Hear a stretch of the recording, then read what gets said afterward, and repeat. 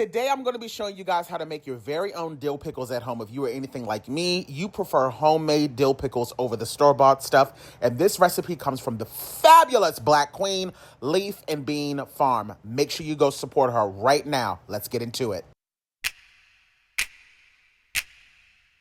Whipping up all of your favorite recipes. Simply Food. You should know by now that you're in for a treat. Simply Food. There's no other channel where you'd rather be. Simply Food. Seafood, pasta, cakes, and pies. Sing and laugh and even cry. Like and share and hit subscribe. Simply Food by TY. All right, y'all, so let's get into the ingredients. You are going to need some canning salt. You do not have to use canning salt. You can use a coarse kosher salt, sea salt. Just do not use an iodized salt. You're going to need pickling lime, a little bit of sugar, pickling spice, white distilled vinegar. Does not matter what the brand is as long as it's 5% acidity. I'm going to be using dry dill weed. You can absolutely use fresh if you would like. And if you would like to add garlic and all that other stuff, you absolutely can. I'm keeping mine pretty basic. And then, of course, your pickling cucumbers. It's really important to make sure that you're using pickling cucumbers, especially if you want a good crunch. You can test it out with other things if you would like to, but I went out to my farmer's market and found these, and I need to make use of these before these go bad. So I'm going to pickle these right now. So let's start the first process of pickling. All right, y'all. Now, although these are really, really tiny, I'm still going to be cutting these into spears because that's just, what I like. But I'm trying to hurry up and get these cucumbers done because these bad boys look like they might be on their way to glory, and we are not about to let these to go to waste. So I'm just going to cut them down into little spears like this and then throw them into a large bowl. I'm going to repeat that process for all of my cucumbers. They smell absolutely insane. These cucumbers smell so good. And don't be fooled by how they look on the outside. They are in great shape. And just letting you guys know, I have not washed these cucumbers whatsoever. And the reason being is because I'm about to make a pickling lime solution that these are going to be soaking in for 24 hours, a full 24 hours, no less. 24 hours. And then after that, they are going to get rinsed off and then soaked in cold water in 1 hour increments for 3 hours total. So by the time we're actually ready to add the brine on these, not only will these have been soaking in a pickling lime solution for 24 hours, an additional 3 hours they will be soaking in just clean water. So you don't really have to stress yourself out about trying to get them perfectly clean right now. But of course, if they're bruised or if they're a little bit too soft to the touch, you don't want to use those. But beyond that, these cucumbers are still in good condition. So I'm going to make use of them because I'm not about to let these go to waste. All right, so now that I have all of my cucumbers chopped up, I've transferred them over to a larger container. Now, for every 1 gallon of water we add, we're going to be adding in a half a cup of the pickling salt. So for now, we're going to add in 1 gallon of water. I honestly think that 1 gallon of water for the amount of cucumbers that I'm working with today will be just fine. So we're just going to go with 1 gallon of water. So that means we're going to do a half a cup of pickling lime. Now, if you've never used pickling lime before, pickling lime is calcium hydroxide.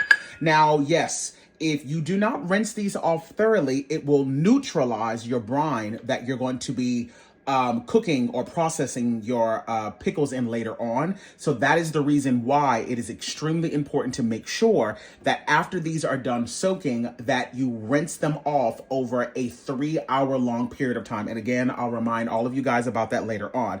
But I did just want to point that out. Using pickling lime when making pickles is completely safe. It is clearly, that's the reason why it's called pickling lime. But the reason why some people get kind of freaked out about it is because if you do not rinse off all of the pickling lime, it will neutralize your brine. So when these sit on the shelf or even when they sit in the refrigerator, that's when botulism and all those things can, start to take place. But we ain't got to worry about that, child, because I'm going to teach y'all the proper way to do it. Just give this a good mix really quick just to make sure that it's all mixed in there.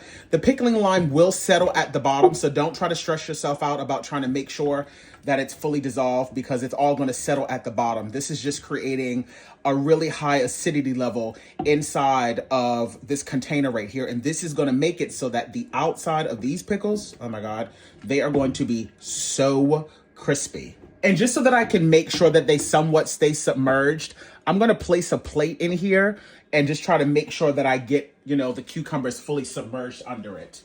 And now I'm gonna put the lid on this plate, on this container, I should say, and allow these bad boys to sit in this solution for a full 24 hours. All right, you guys, so it is now the next day. It's been about 17, 18 hours. So now what I'm going to do is I'm going to take my cucumbers that have been soaking in the pickling lime overnight, and I'm going to just put them into a strainer because I want to give them a quick rinsing before I put them into a separate bowl of nothing but ice water. Now I'm going to do this a little bit at a time just so that I can make sure that they're thoroughly rinsed off before I place them into the bowl. Now, again, it is important to make sure that you're using cold water from this stage moving forward, and you've got to make sure that you do not rush this step.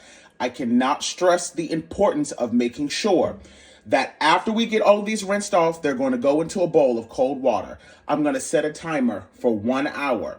When that 1 hour timer is done, I'm going to drain off all that cold water, rinse them off again. I'm going to place them back into the exact same bowl with more cold water. Set a timer for 1 hour. I'm going to come back and then I'm going to do that one last time. So in total, these will be soaking in nothing but cold water for 3 hours in total. In between each time, rinsing them off. You've got to make sure you do that because if there's any pickling lime lingering around on your cucumbers, then that is going to neutralize your brine and therefore it will not be shelf stable. So you've got to make sure you do that. If you do that correctly, you won't have any problems. I have a little glass bowl here. Like I said, I'm just going to transfer them over to a smaller bowl now at this point. And if you notice, I'm taking them out of the container with a strainer because I do not want to pour all of the sediments that have fallen down to the bottom directly over. You don't want to do that. Don't make more work for yourself than what you have to. I have made sure that I have thoroughly washed this container out here so that there's no traces of any of that lime salt in it. I'm just going to return my cucumbers back to this. Fill this up with nothing but plain cold water. And then I'm going to place this back in the refrigerator and set a timer for 1 hour. Like I said, I'm going to repeat that process 3 times. So I'll see you guys in about 3 hours. All right, y'all. So I only got about 30 minutes left on that last timer. Just as a quick reminder, I have allowed these to soak in cold water for 1 hour increments each time, draining off the water and refilling it fresh. I have my water bath canner here that I'm going to get ready to turn on when I have about 10 minutes left or so left on my timer, just so that these can get nice and warm. I'm using pint-sized jars. I don't know how many I'm going to need, which is the reason why I'm doing 6. I know for a fact I won't need more than that. I put in a splash of vinegar so that we don't have any mineral buildup on the outside of the jars. And then I have my pot over here ready to go so that we can get that brine made. Alrighty, y'all, let's get this going. So like I said, I have a large pot here. I'm going to be adding in equal parts water to vinegar. So I'm adding in 1 quart of water, 1 quart of vinegar. Remember, make sure that it is 5% acidity. I will make sure that I put the measurements of the spices up on the screen for you right now. We're going to add in the dry dill weed, our pickling spice, our canning salt, optional, but I like to add it to mine, crushed red pepper flakes, and the sugar. By no means will this make these sweet pickles. This is going to balance out the vinegar. I'm now going to bring this up to a simmer. You do not need to let this come up to a boil. You're pretty much just wanting that canning salt and the sugar to fully dissolve. Once the sugar and the salt has fully dissolved, you can turn this off and then just sit this to the side. Again, it does not need to come up to a boil. Now that my cucumbers are good to go, I'm now taking my jars out of the water bath canner just so that, everything can kind of be roughly around the same temperature. I'm letting those cucumbers, kind of just come up to room temp just a little bit.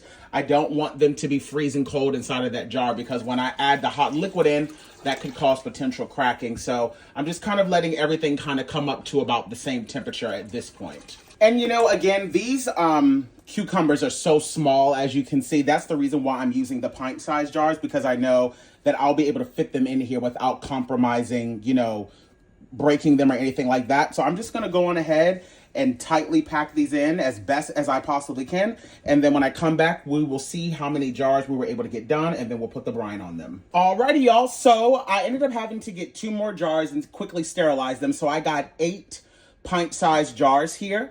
And so now I'm just going to go on ahead and ladle in my pickling brine right over the top of these. And I'm going to be leaving in a 1/2 inch of headspace to each of my jars. I literally had the perfect amount of brine, so that turned out perfectly. I'm now just going in and debubbling, making sure that I'm getting out any of the little air pockets that might be in the jars. And now I'm just going in with the paper towel with some white vinegar on it, just making sure that I'm thoroughly cleaning off the rims of these jars so that I can make sure that I get a proper seal. You don't want to have anything clinging onto that because that can stop your seal from properly adhering. I'm now going to go in and add in all of my lids. As you guys know, I'm obsessed with all things 4 jars. 4 jars actually now has their own jars, which is what I'm using right now. So not only do they now have their lids, which they were known for, but they also just came out with their own set of jars. So I'm really excited. This will be my first time actually using their jars. Put the rings on fingertip tight, and then we are going to add these directly to the water bath canner where we are going to be processing these for 10 minutes because these are pint-sized jars. If they were quart-sized jars, you would do them for 15 minutes. Now that I have all of my jars in, once this pot comes up to a rolling boil, I would then set the timer for 10 minutes.